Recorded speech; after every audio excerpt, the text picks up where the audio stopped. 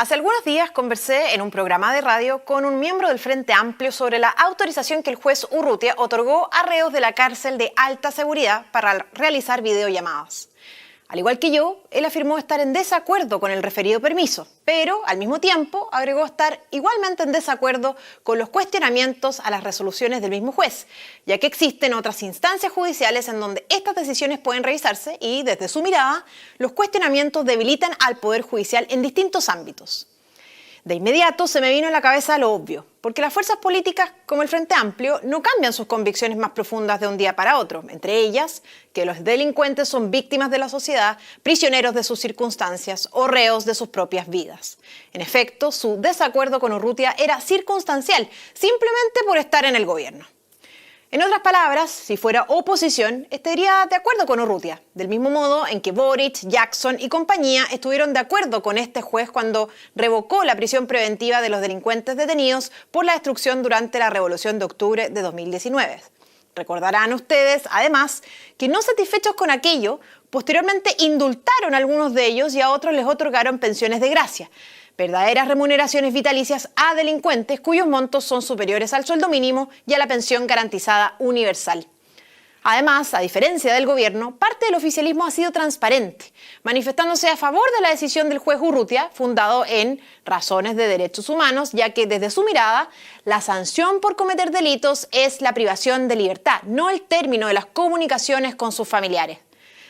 Lo inconsistente es que no se ha visto a esa misma parte del oficialismo preocuparse con la misma vehemencia de las vulneraciones diarias que afectan a los internos, como las terribles condiciones de hacinamiento, inseguridad e insalubridad dentro de las cárceles, junto a escasas oportunidades de reinserción social, todas afectaciones sustantivamente más graves que restringir el derecho a realizar videollamadas desde los centros penitenciarios. Llamadas que además constituyen un peligro para la seguridad del personal de gendarmería, eventualmente para la sociedad, y que no se justifican mientras algunos de los mismos centros penitenciarios cuenten con locutorios para recibir visitas. Resulta lo menos contradictorio que el Frente Amplio y los comunistas planteen que el Poder Judicial se debilita por los cuestionamientos a las resoluciones de sus jueces, ya que pocas fuerzas políticas han contribuido más al deterioro del Estado de Derecho en Chile que estos partidos y sus principales liderazgos. Entre ellos, qué duda cabe, el propio presidente Boric.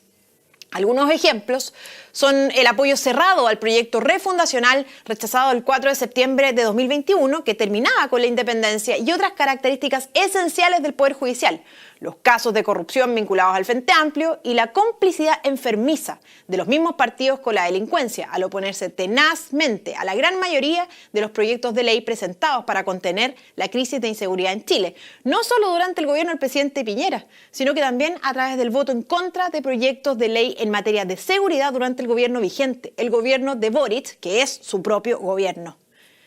No se debilita al Poder Judicial por cuestionamientos públicos a las resoluciones de sus jueces, sino que se deteriora y deslegitima por la decisión del mismo poder del Estado de mantener a jueces como Urrutia en funciones, a pesar de contar con las atribuciones constitucionales y legales para remediar esta situación oportunamente.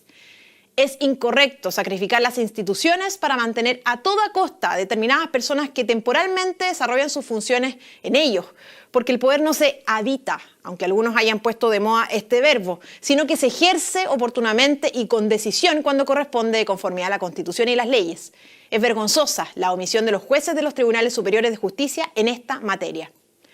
Por otro lado, la separación de poderes no habilita al Poder Judicial para hacer cualquier cosa.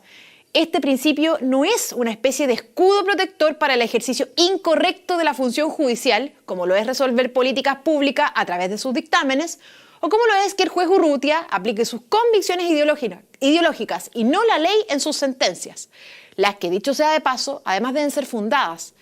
en parte porque las decisiones judiciales no son incuestionables.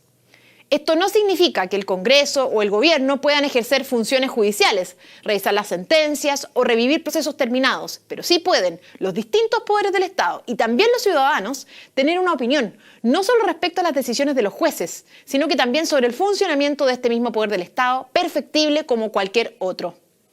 Muchas veces olvidamos que los tribunales son también parte del aparato estatal y que, por tanto, adolecen de los mismos vicios o defectos, como la corrupción, el amiguismo, el pituto, El gusto por el privilegio, el complejo de superioridad con respecto a la ciudadanía en general y su desconexión con la realidad. Esto último explicado en parte porque las condiciones laborales estatales en general son muy superiores al promedio del resto de los trabajadores del país. Pienso que los casos como la compra frustrada de los automóviles Lexus lo demuestran. Es lamentable tener la certeza de que, de no haber explotado el caso Lexus en los medios de comunicación y mediado un reproche transversal, la millonaria compra se habría concretado. Este es el Estado, un Estado que gasta en sí mismo a costa de los chilenos como si sobraran los recursos y que funciona al ritmo de un día domingo en la mañana, como si no existiera urgencia. Mientras tanto, las necesidades de los chilenos son cada día más grandes y apremiantes. Miles de chilenos aún sufren por las pérdidas provocadas por los incendios en el Biobío y las inundaciones en el Maule el año pasado, y muchos sufrirán las consecuencias de la incapacidad del gobierno para enfrentar también la reconstrucción de la quinta región. Pero, ¿cuál es el comportamiento mínimo esperado o exigible a los jueces? ¿Cuáles son los límites? Según el auto acordado 262 del año 2007, que fija los principios de ética judicial y que todos los magistrados han debido estudiar en la Academia Judicial, los jueces deben ejercer su cargo con dignidad, probidad, integridad, independencia, prudencia, dedicación, sobriedad, respeto y reserva. Sin embargo, es claro que el juez Urrutia no ha respetado varios de estos principios.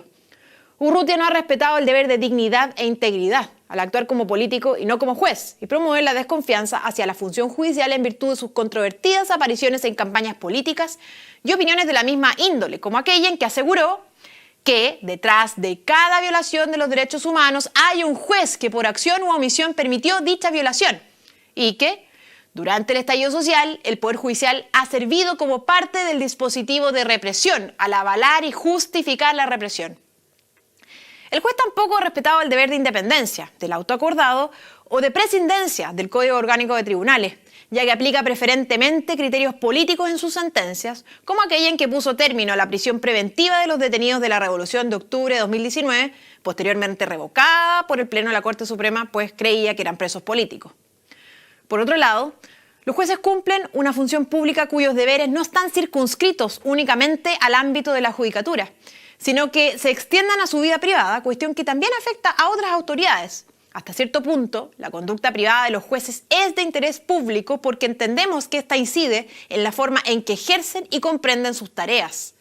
Lo mismo sucede, por ejemplo, con el test de drogas que actualmente se solicita a los parlamentarios o la obligación de registrar determinadas reuniones como lobby, ambas situaciones que en principio podrían catalogarse como privadas.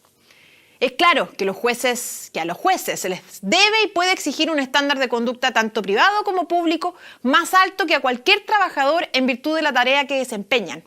Sin embargo, en Chile hemos tolerado un ejercicio corrupto e irresponsable de la función judicial, en parte al admitir la permanencia de este juez y de otros como él en sus respectivos cargos, a pesar de que los tribunales superiores de justicia, como la Corte Suprema, tienen facultades constitucionales, como el artículo 80 de la Carta Fundamental, y legales, como los artículos 332 y siguientes del Código Orgánico de Tribunales, para enfrentar este problema, ya sea a través de la remoción o suspensión de los jueces. La indecisión y falta de sentido de urgencia está generando un daño irreparable a la legitimidad y credibilidad de nuestros tribunales de justicia. Parece que sobra valentía para aprobar la compra de autos de lujo, pero falta para resguardar el Estado de Derecho, una realidad tan incomprensible como intolerable.